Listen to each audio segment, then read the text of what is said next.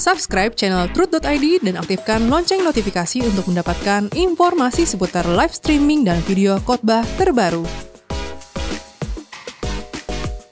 Posisi tombol subscribe berada di kanan atas channel kami dan jangan lupa nyalakan loncengnya.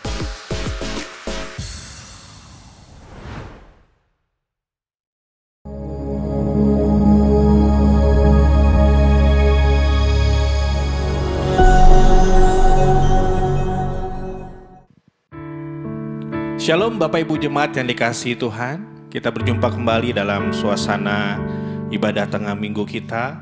Mari sama-sama kita persiapkan hati, arahkan pikiran kita dan hati kita kepada Tuhan. Mari kita datang hampiri Tuhan bersama. Kami hampiri Engkau di tahta-Mu yang kudus pada kesempatan yang indah ini Bapa. Berkati kami dengan berkat rohani lewat kebenaran firman-Mu. Biar setiap firman yang kami dengar boleh berbuah dan berkenan di mata Tuhan. Ku duduk diam hampiri-Mu, ya Allahku. Ku nanti hadirat-Mu, jamah dan penuhiku.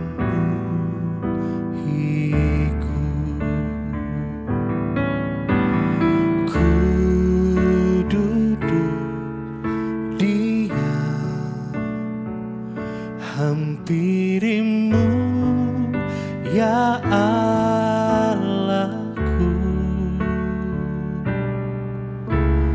Ku nanti hadirat-Mu, jamah dan penuhiku.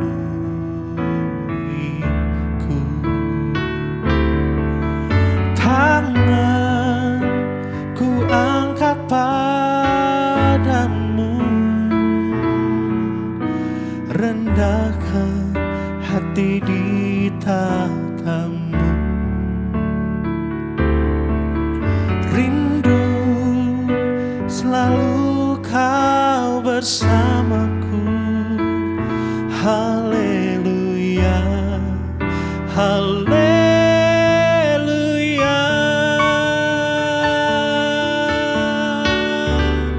Kami mau duduk diam Bapa. Ku duduk diam hampiri-Mu, ya Allahku.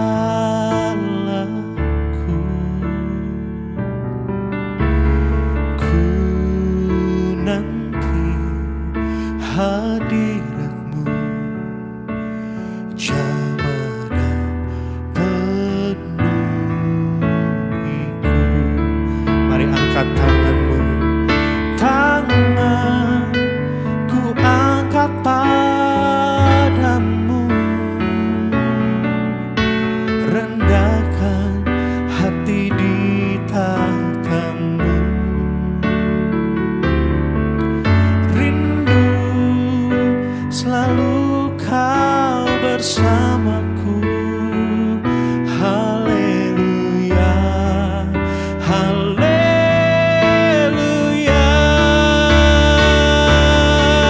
Tangan ku angkat padamu, rendahkan hati di tahta-Mu. Rindu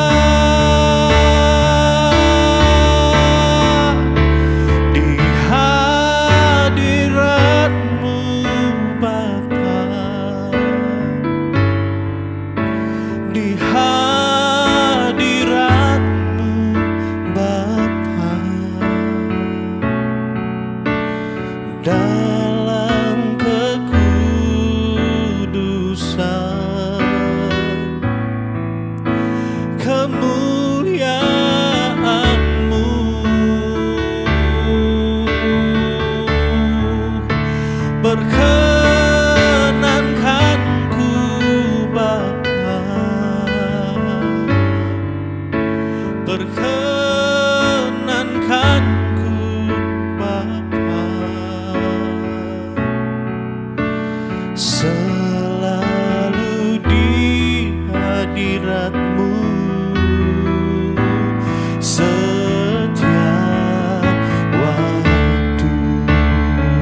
Katakan di hadirat-Mu, di hadirat-Mu Bapa, di hadirat-Mu Bapa, dalam kekudusan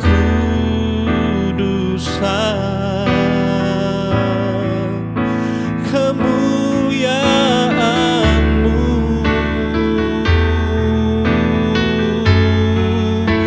perkenankan ku Bapa, perkenankan ku Bapa, selalu di hadirat-Mu setiap waktu. Sekali lagi nyatakan bersama, di hadirat-Mu, di hadirat-Mu Bapa, di hadirat-Mu Bapa, dalam kekudusan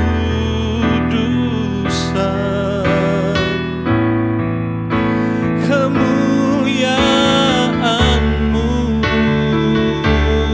perkenankan, perkenankan ku Bapa, perkenankan ku Bapa, selalu di hadirat-Mu setiap waktu, selalu di hadirat-Mu, selalu di hadirat-Mu setiap waktu, selalu di hadirat-Mu, selalu di hadirat-Mu setiap waktu.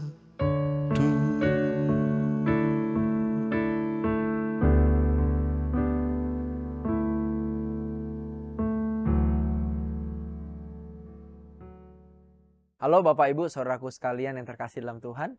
Mari kita bersiap bersama-sama untuk menerima kebenaran firman Tuhan. Mari kita berdoa.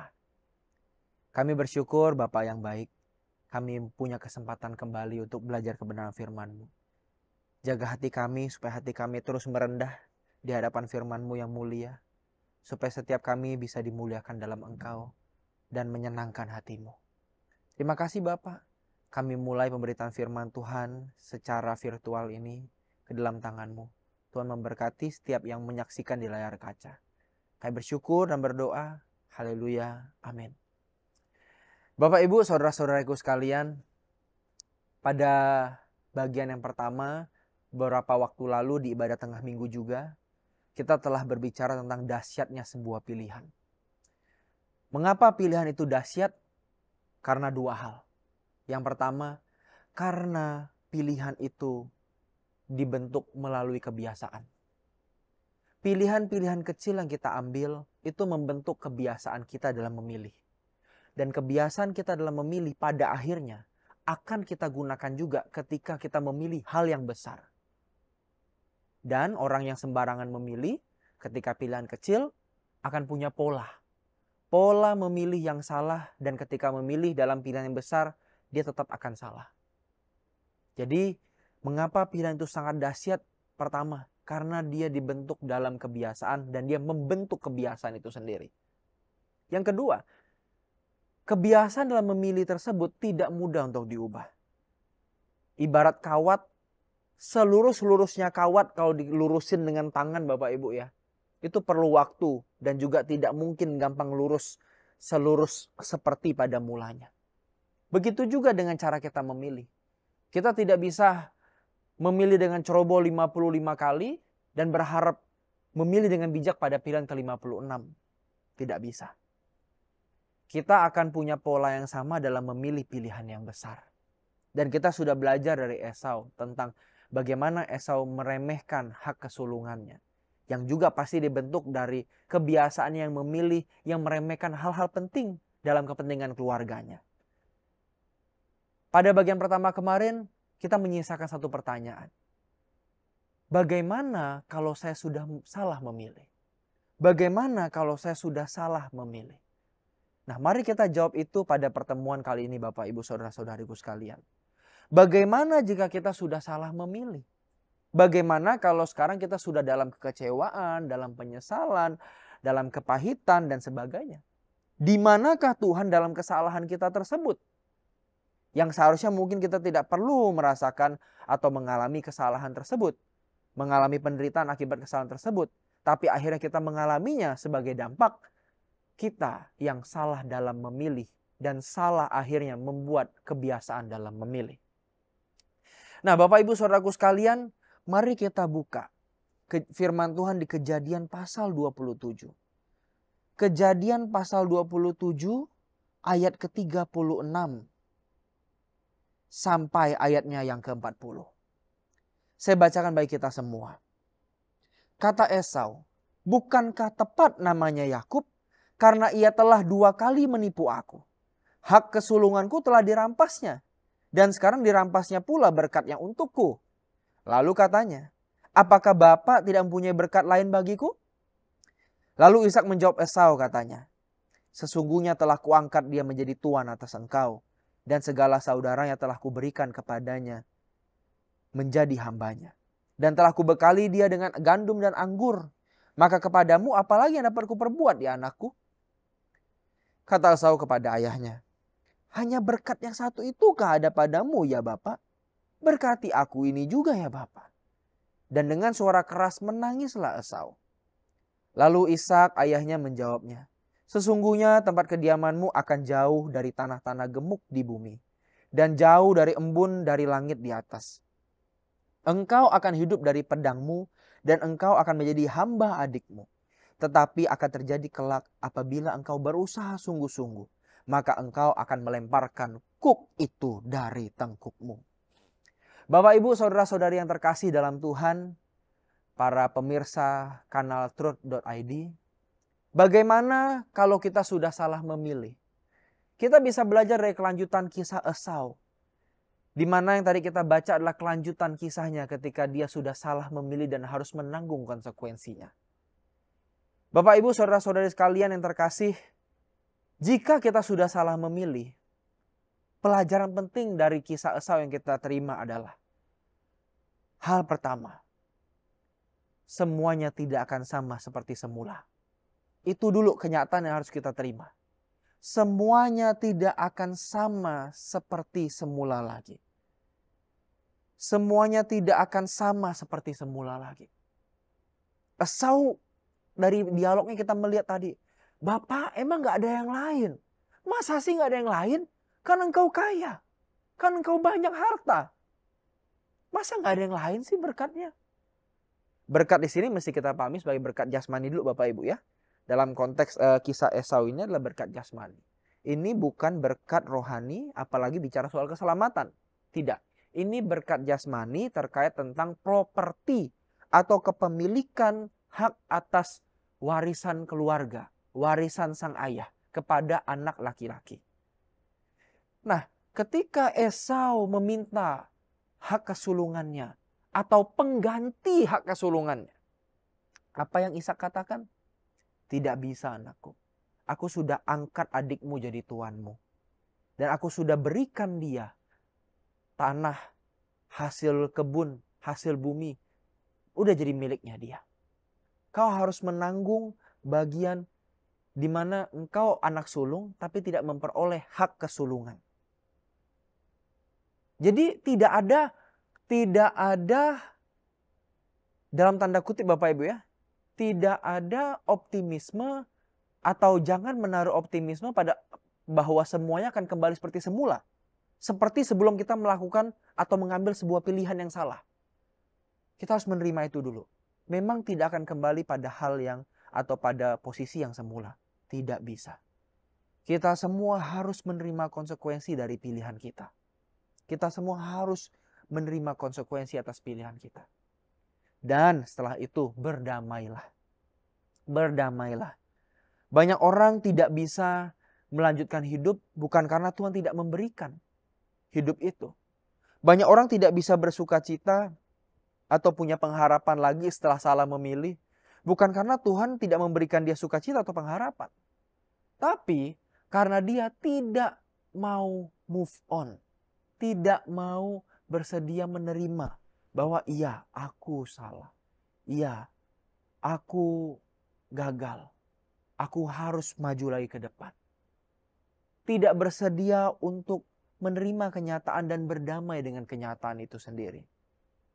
Padahal Bapak Ibu, ketika kita bisa berdamai, saudara-saudariku sekalian yang terkasih, kita bisa menjalankan hidup dengan lembaran yang baru.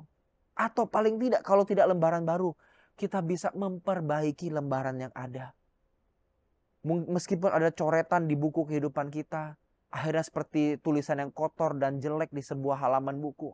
Tapi paling tidak ada perbaikannya. Ada perbaikan pada kata yang salah, pada momen yang salah. Semua itu dimulai dengan penerimaan terhadap kesalahan kita.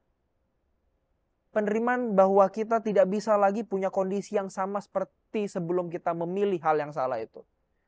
Terimalah kenyataan dan berdamailah dengannya. Karena disitulah kita baru bisa mulai berjalan kembali bersama dengan Tuhan. Kalau kita hari ini merasa gagal, kita pernah, mohon maaf, mungkin terikat dengan obat-obatan terlarang. Kita pernah terikat dengan kehidupan seksual yang penuh dengan hawa nafsu. Kita pernah kehilangan integritas ketika pada hadapan jumlah uang sekian, jumlah uang tertentu. Bapak, Ibu, saudara-saudaraku sekalian terkasih, terimalah kenyataan bahwa kita punya kesalahan itu. Dan hari ini kita menanggung resikonya, apapun itu. Entah itu perceraian, entah itu mungkin penyakit di organ reproduksi, atau mungkin juga hukuman dari masyarakat, atau bahkan hukuman penjara.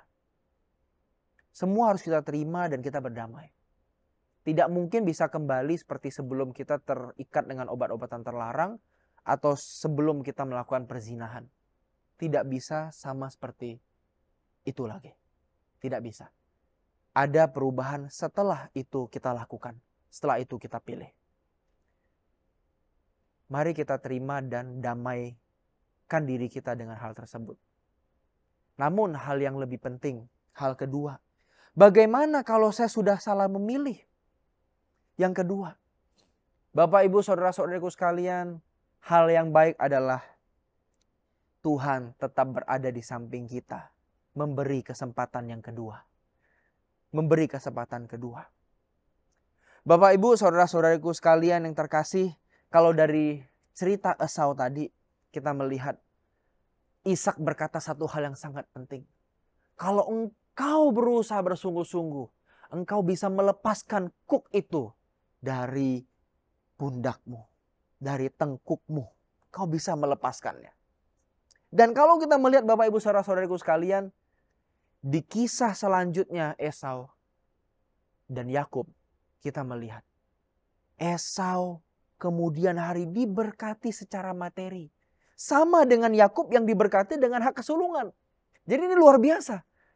Jadi ketika Yakub diberkati dengan hak kesulungan, sebenarnya secara garis start Bapak Ibu, garis start nih, secara kemampuan, kekuatan awal, itu udah jauh ke depan. Yakub itu udah melampaui Esau.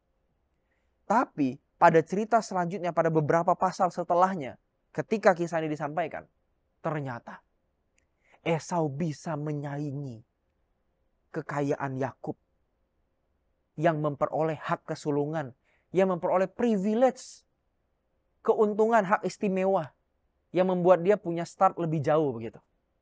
Tapi Esau bisa menyaingi atau mengimbangi Yakub ini. Wah, luar biasa Bapak Ibu Saudaraku sekalian. Apa letak luar biasanya?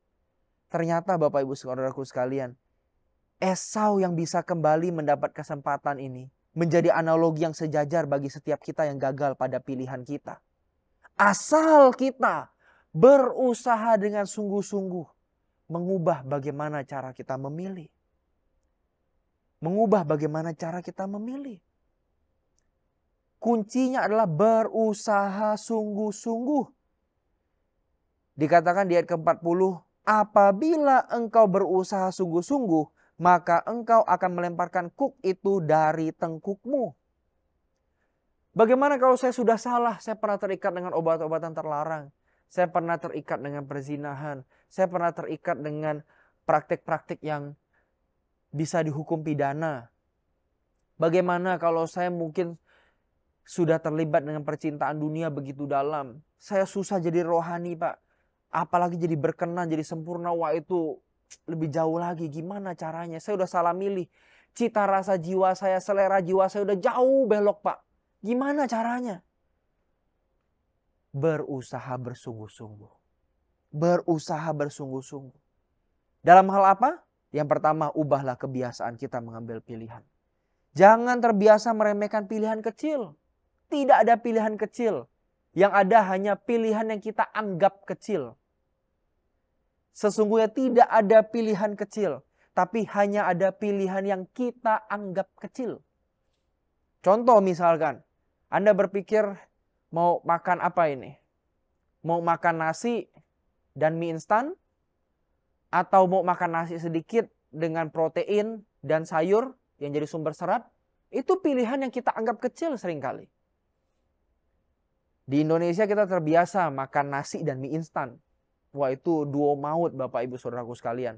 Apalagi untuk orang seusia saya, apalagi di bawah saya. Wah, itu mie instan, telur, kornet, campur cabe. Waduh, apalagi di suasana dingin. Di sini kami juga syuting di Mall Arta Gading dan cukup dingin Bapak Ibu. Bahkan bukan cukup dingin tapi sangat dingin. Waduh, mie instan dengan telur, kornet ya. Belum anget-anget. Dan juga ada cabenya gitu kan. Wah, itu luar biasa Bapak Ibu Saudaraku sekalian. Itu pilihan kecil. Pilihan yang kita anggap kecil. Kita bisa memilih makan itu secara rutin setiap hari. Atau mungkin ya kita ulang terus secara suka-suka kita. Atau kita mungkin memilih secara selektif. Apa yang masuk ke mulut kita. Kita bahkan mikir kalau makan mie instan itu mikir sekali itu mikir gimana ini. Aduh, nanti jadi ini nggak ya bikin kita jadi susah lagi nggak balik. Kemarin udah bisa nih lebih terbiasa, nggak terikat begitu ya. Sekarang kita kalau mulai lagi nanti terikat lagi nggak ya? Itu kan pilihan kita anggap kecil seringkali. Antara makan makanan yang sehat atau makan makanan yang kurang sehat. Tapi kalau orang terbiasa melihat itu hal yang kecil, dia meremehkan. Wah, di sini masalahnya. Masalahnya mulai di sini. Ini menabung. Tadi seperti saya katakan, menabung kebiasaan. Menabung kebiasaan. Padahal yang namanya tubuh kita itu sifatnya akumulatif. Dia tidak melupakan. Jadi ketika kita sudah menerima sebuah nutrisi dan sebuah makanan, itu diserap oleh sel-sel kita Bapak Ibu sekalian. Dan itu direkam. Jadi seberapa banyak kita makan yang salah, itu ada rekamannya. Dan suatu hari akan diputar rekaman itu dalam bentuk penyakit. Nggak tahu penyakitnya ringan atau penyakitnya berat. Kalau ringan mungkin daya tahan tubuhnya lemah gitu ya, gampang pilek, gampang bersin, gampang sakit, batuk dan lain-lain begitulah ya. Yang besar ya bisa sebut sendiri penyakit-penyakit besar Bapak Ibu Saudaraku sekalian. Nah, ini sebuah kebiasaan kita anggap kecil, makan kurang sehat atau makan sehat. Nah, ini yang perlu kita gumuli setiap hari. Mari kita coba melihat bahwa semua pilihan kita sebenarnya sebuah pilihan yang sangat urgent dan pilihan yang tidak main-main. Ya memang kelihatannya kita kayak orang aneh gitu. Aduh, lebay banget sih gitu. Lebay banget sih gitu. Ngapain lah terlalu ini. Tapi ini satu hal yang menurut saya menjadi komponen penting dalam aspek membangun kekudusan. Kalau kita seringkali bicara soal pilar GSK tentang kesucian. Dari mana kesucian itu dimulai? Dari pilihan kecil. Pilihan kecil. Bukan dari pilihan besar ketika kita diperhadapkan dengan berzina atau tidak, korupsi atau tidak, membunuh orang atau tidak. Itu nanti. Di persimpangan yang nanti kita tiba-tiba menghadapi itu. yang merupakan akumulasi ketika kita ngambil keputusan, ya kan? Tapi sehari-hari kita kecil Bapak Ibu ketemunya seringkali. Dan itulah yang membentuk kita ketika mengambil keputusan besar suatu hari nanti. Itu masalahnya kan? Nah, maka miliki kebiasaan berpikir yang panjang dan berhati-hati. Jangan mikir terlalu mudah dan simplifikasi. Oh udah gampang lah, yaudah nanti inilah urusan nanti lah gitu. Ya nanti dipikirin lah gitu. Nah ini hati-hati Bapak Ibu sekalian. Memang kadang-kadang kita harus mengambil resiko dalam memilih. Saya setuju, betul. Nanti kita mesti pikirin lagi apa yang terjadi. Kita mesti lihat lagi kondisinya ke depan bagaimana. Betul.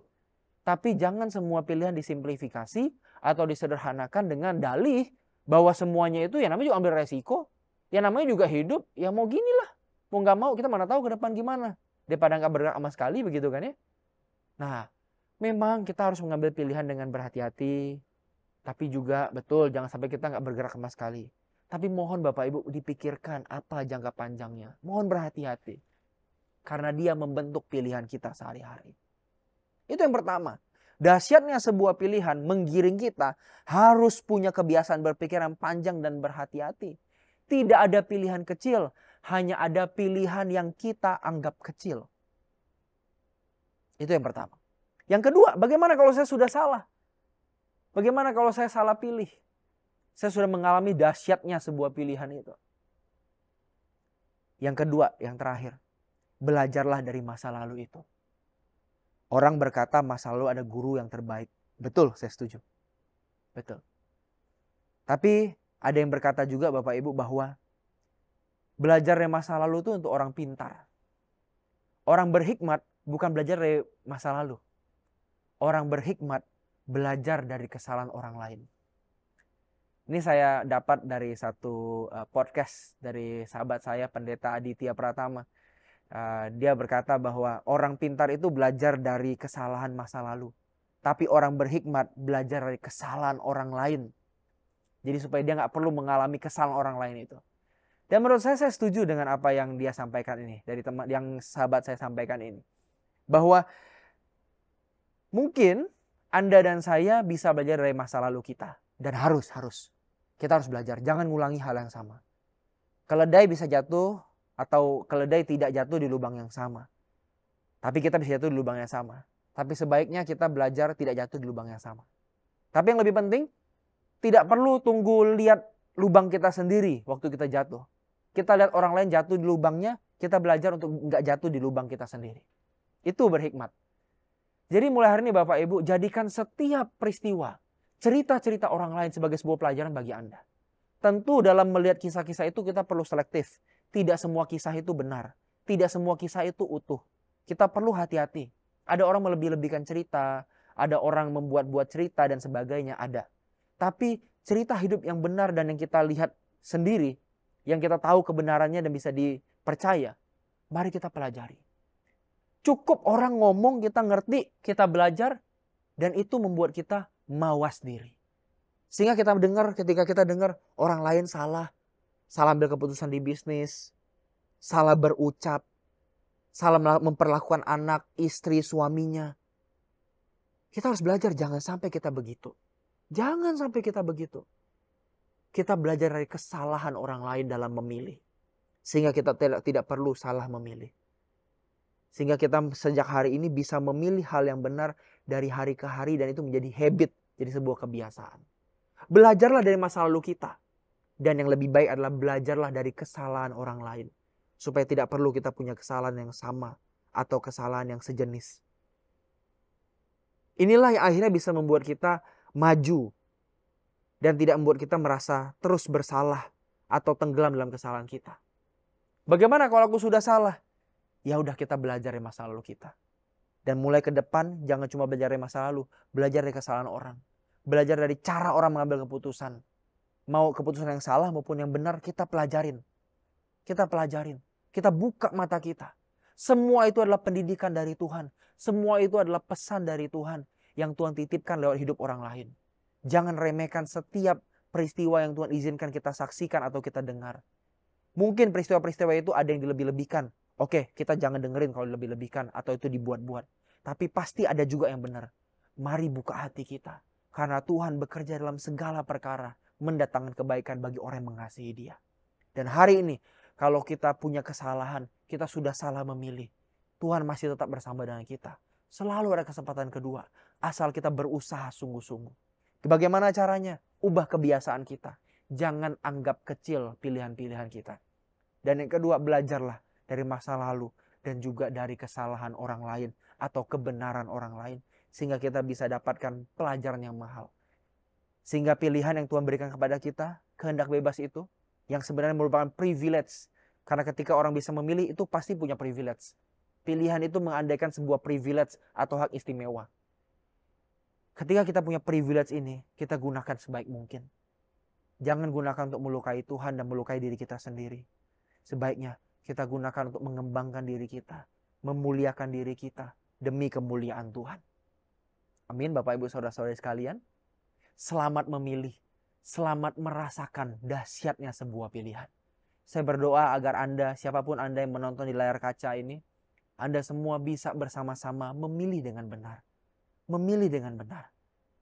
Dan tidak perlu mengalami penderitaan akibat pilihan yang salah. Tuhan mau kita hidup dengan efektif buat melayani Dia. Dan tidak perlu mengalami masalah-masalah yang tidak perlu kita alami. Dan yang lebih penting, Dia mau kita bertumbuh semakin seperti Dia. Oleh karena itu, mari kita belajar ambil pilihan yang benar. Jangan salah pilih. Karena pilihan tidak pernah ada yang kecil. Tapi hanya ada pilihan-pilihan yang kita anggap kecil. Kiranya Tuhan memberkati Anda. Mari kita tutup dalam doa. Kami bersyukur Bapa untuk kesempatan hari ini. Kami telah belajar bagaimana kami memilih. Dan kalau kami bisa belajar dari kesalahan kami, itu sebuah kehormatan bagi kami. Terima kasih Bapa. Kami akhiri perenungan firman Tuhan kami hari ini dalam tangan kasih-Mu yang penuh belas kasihan dan kesempatan kedua. Terima kasih banyak untuk kesempatan-kesempatan kedua yang Kau berikan pada kami. Beri kami kesempatan untuk betul-betul bisa menghidupi pilihan-pilihan kami dengan baik. Kami tidak mau sia-siakan privilege kami yang Kau berikan. Kehendak bebas yang Kau berikan bagi kami. Kami mau pakai dengan baik dan bijaksana. Terima kasih Bapa. Kami bersyukur dan berdoa. Haleluya. Amin. Tuhan memberkati.